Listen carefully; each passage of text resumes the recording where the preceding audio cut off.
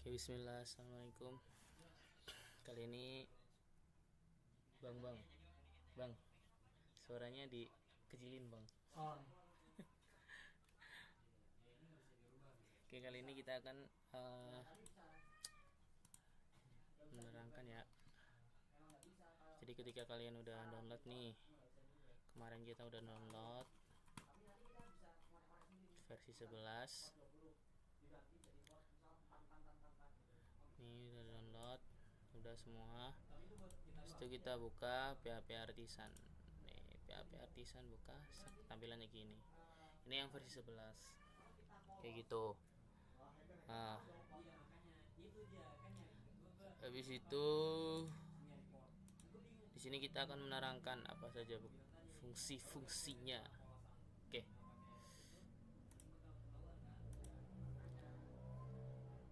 Kita buka Laravel. Ada di sini. Sebentar. Nih. Ini Laravel struktur directory.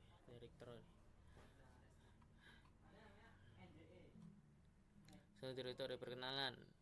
Kita ini udah ubah di bahasa Indonesia ya. Directory root, directory aplikasi, directory app itu berisi kode inti aplikasi Anda. Nah, di app tuh kita akan membahas directory ini lebih detail nanti, namun hampir semua di directory app ini semua itu akan berisi kode inti aplikasi ya. Di HTTP controller ini, terus di model, terus providers, itu semua itu inti ya, inti dari aplikasi. Kemudian directory bootstrap berisi app .php berkas yang melakukan bootstrap pada perangkat kerja. Directory ini juga berisi cache directory yang berisi berkas-berkas yang dihasilkan kerangka kerja untuk optimal kinerja sebagai berkas cache rute dan layanan. Jadi bootstrap ini fungsinya buat tampilan ya. Bootstrap di sini ada cache app. Nah, ini kita bisa ganti-ganti root. Terus directory config. Nah, directory config ini directory sesuai namanya berisi semua berkas konfigurasi aplikasi Anda. Sebaiknya Anda membaca kasih memahami. Ini config. Tapi di config ini kita nggak terlalu butuhkan ya. Maksudnya nggak terlalu diubah-ubah gitu di config. Kemudian directory basis database atau kita bisa sebut database. Directory ini bisa berisi migrasi basis data, pabrik model, sheet Anda untuk inginkan. Ini baru di basis data ini, database itu isinya baru database untuk menyambungkan.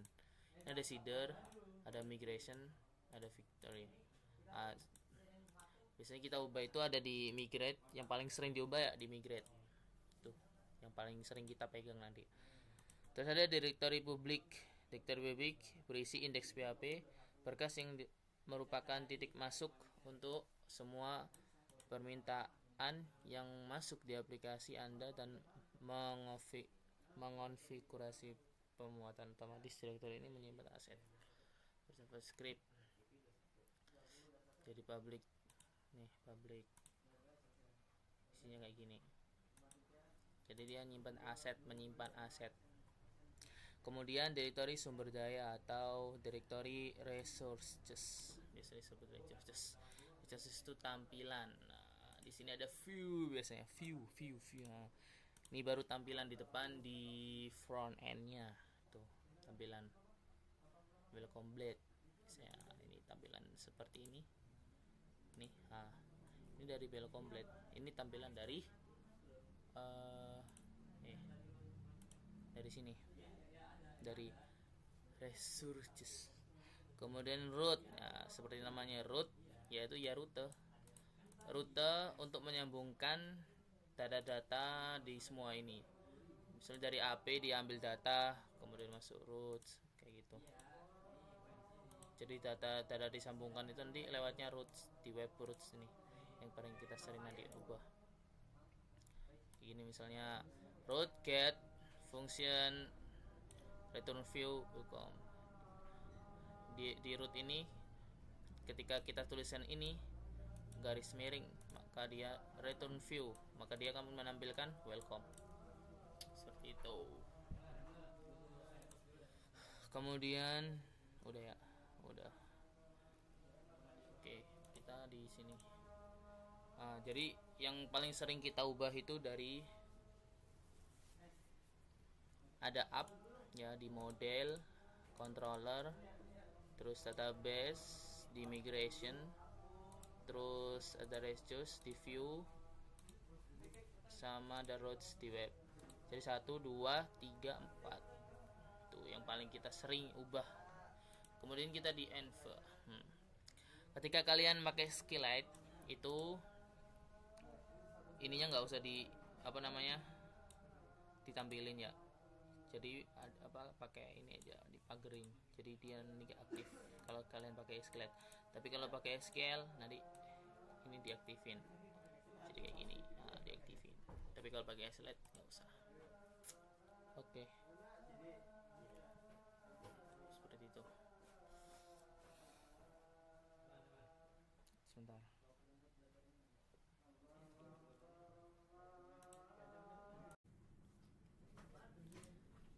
Oke, setelah itu kalian bisa lihat, kita coba ya di di routes. Di sini kita tambah routsnya.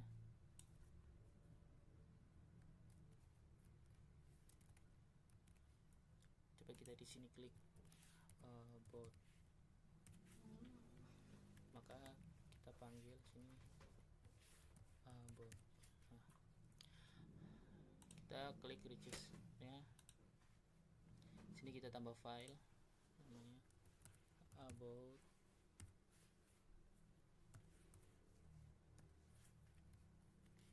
php ya.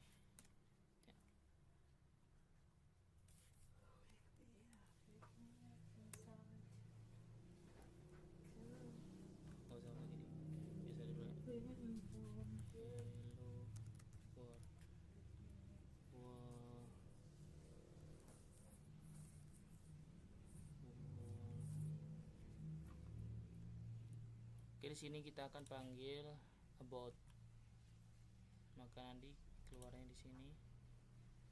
Ketika kita panggil about,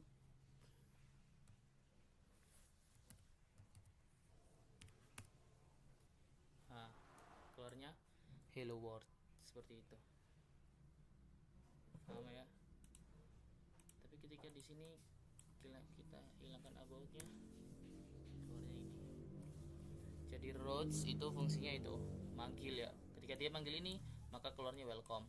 Keluarnya welcome blade php.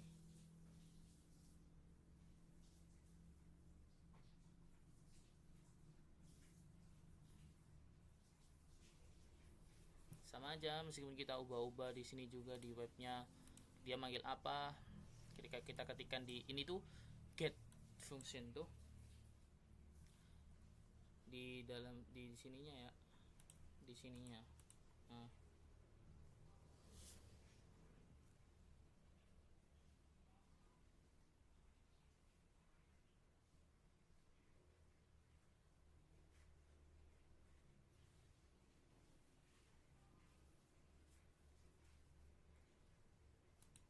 Ketika kita ketikkan sini about, ya masuknya ke about kayak gitu.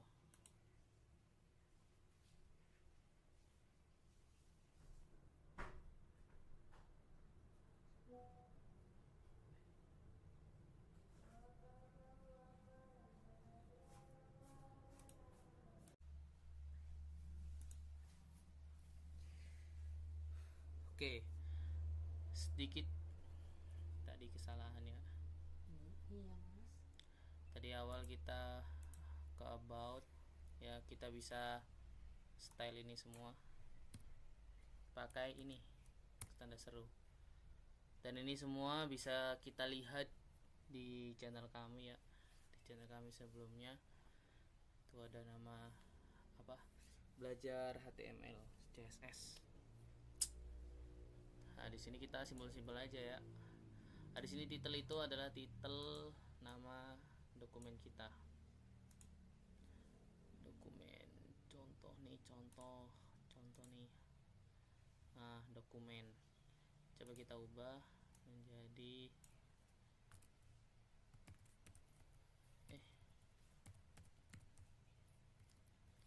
Irsyad Web. Aduh, aku udahan. Irsyad Web. Udah jadi Irsyad Web kayak gitu. Terus di body kita bisa tampilin ketulisan ya. Itu bisa kita pakai H1 hello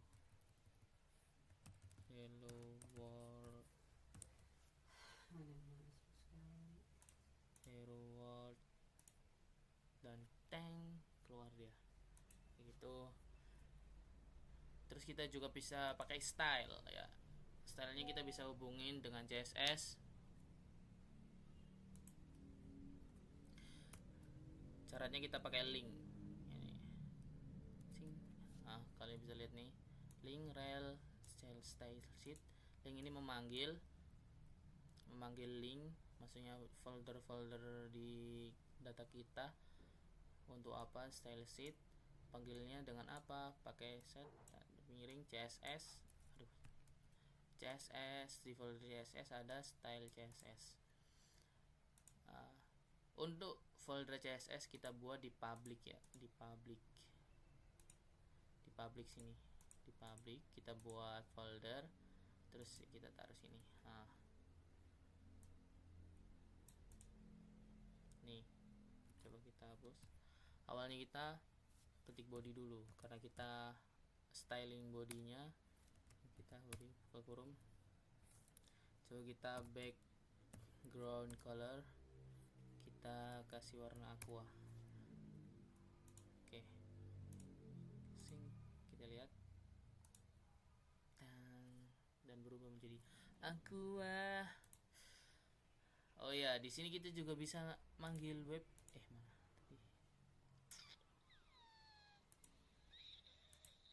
Mana tadi? Bot. Dengan cara mengetikkan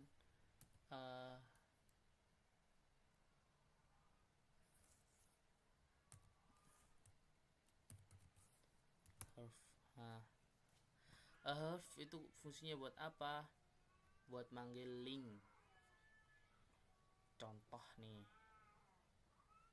namanya misalnya gini, namanya buka link ini. Kucing ini. Nanti kita bisa lihat di sini ada buka link.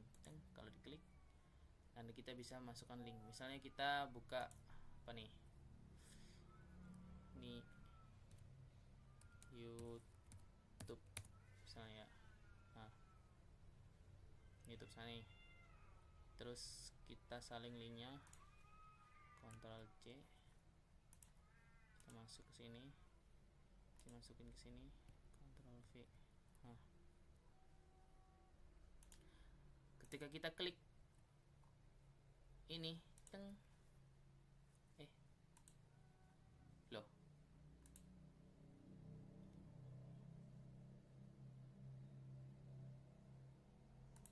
sorry belum di fresh,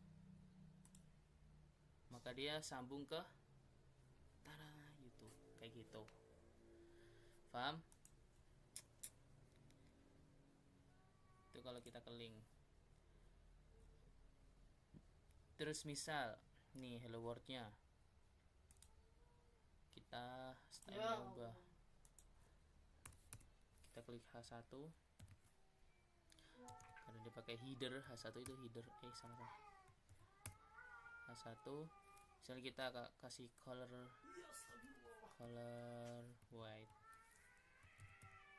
white, terus teksnya kasih text alike-nya, kita kasih center. Text alike itu posisi teksnya. Center itu ke tengah. jadi text like center. Wah, jadi ke tengah. Gitu mudahnya ya. Jadi di sini ya nggak banyak banget ya kita ubah-ubah. Karena kita pakai Bootstrap. Ini pakai CSS yang apa namanya? Aduh, ini tuh belajar dari tester banget ya. Karena kita pakai Bootstrap. Nah, Bootstrap ini adalah apa namanya? Framework dari CSS.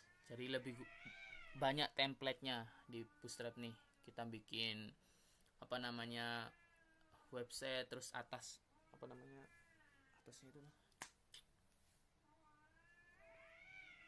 Footer, terus header sampean. Apa sih namanya? Lupa. Atasnya itu kayak menu-menunya itu di Bootstrap udah ada template-nya. Jadi wah, gampang lah. Jadi ini dasar-dasarnya kayak gitu ya. Oke, thank you.